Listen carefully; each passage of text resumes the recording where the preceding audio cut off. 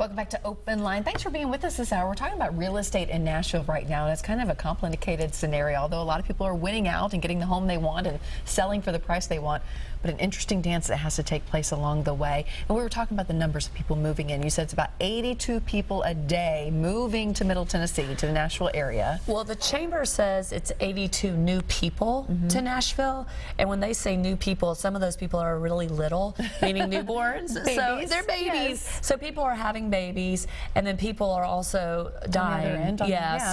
So really, if you took that out and look at maybe 40 people coming in, that's probably about, or 40 newcomers coming in a day, which is still a lot. Yeah. But that would break down, you know, if it's a family of 4, could break down to 10 families, or maybe that half are couples. So it's not as daunting a number.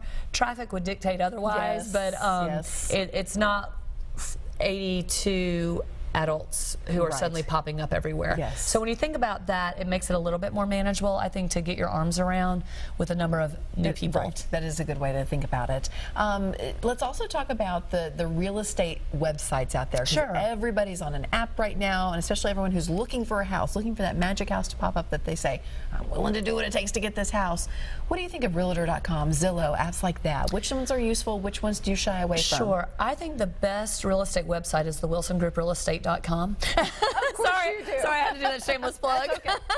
But after that, RealTrax just came up with RealTrax is our MLS called HomeSnap. I find HomeSnap is the best app to have on your phone right now to talk about the agents in the area, to talk about what's selling, what's under contract, how many days on market. It's a very, very good real-time app for Middle Tennessee, and that covers all the Middle Tennessee area. I personally am not a huge fan of Zillow. A lot of people love Zillow. You'll find most realtors aren't fans of Zillow. Yes. And the reason for that, several reasons. A lot of times the information is just not that accurate. There are, because they do those Zillow estimates. Those estimates, right? And they have metrics that they use, or metrics that they use on the Zillow or those estimates, that a realtor is going to get you a lot closer to your value. It's a very easy app to use, or very easy website to use. So use it to look at property. I like Realtor.com and RealTrax better, of course, but especially RealTrax. But a lot of people use Zillow. If my clients choose to use Zillow, I'm fine with that. Call me.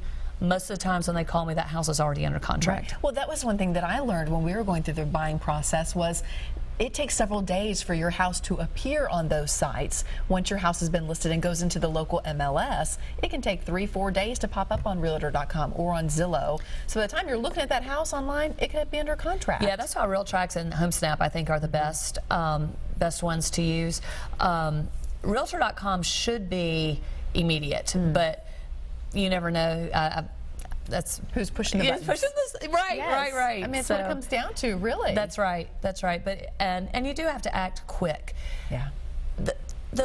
It makes me sad for my clients that you have to make a decision on this giant investment like that. Yes. It is a gut-wrenching decision. It's your home. Now, after you've lost probably 5 contracts in a multiple offer situation, you know, you pull that trigger.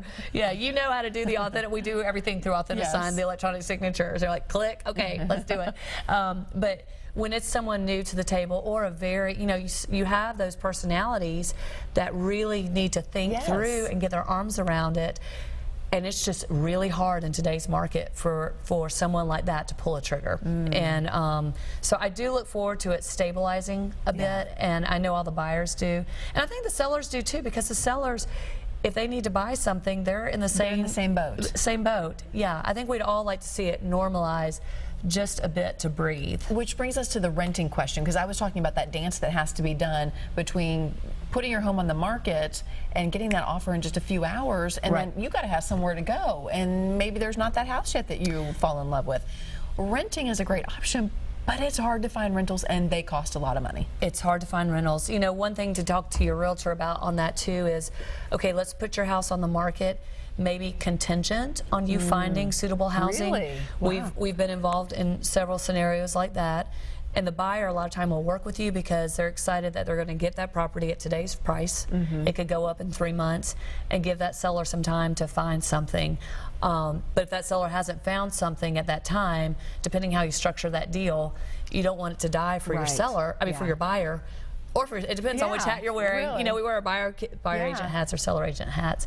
So that's one option. Or let the buyer buy it and you can rent back from that buyer. Oh, that's a great idea. That's another way to do it. That's a great idea. We have Lucretia on the line, and Lucretia, I'm going to tell you, we're running up against the wall here time-wise, so go ahead with your question real quick. Okay. When you make an offer on a house and your real estate agent comes back saying that the seller's agent is saying there are other offers on there's another offer on the table, and if you just come up a little bit more, just a little bit more, and each time you make an offer, they come back and say just a little bit more. Well, when that happens, we feel like something's wrong. We're bidding. Are we bidding against ourselves or blind bidding? Yeah. How do you deal with that? Sure, and that should not be happening. What should happen if there are two agents involved? That listing agent who's representing the seller should come back to your agent with what's called a multiple offer notification, and that multiple offer notification notifies all buyers that there are multiple offers. You need to have your highest and best offer in by, let's say, 4 o'clock on Tuesday, and they're going to present all those offers, and the seller will choose one from there. What I'm hearing you say doesn't sound like the most ethical of practices, and I would have your buyer's agent challenge that listing agent to say, send me a multiple offer situation, tell me when you're going to present all highest and best offers. Because that's a practice that we have a word for that we don't like and don't participate in, so that's not a good practice that you should be experiencing. Lucretia, thank you for calling in. We appreciate hearing from you today. Yeah, it can get tricky out there. You're not there just to pad somebody's pocket. That's right. Exactly. All right, we're going to take another quick break. Thank you for your call. Stay with us.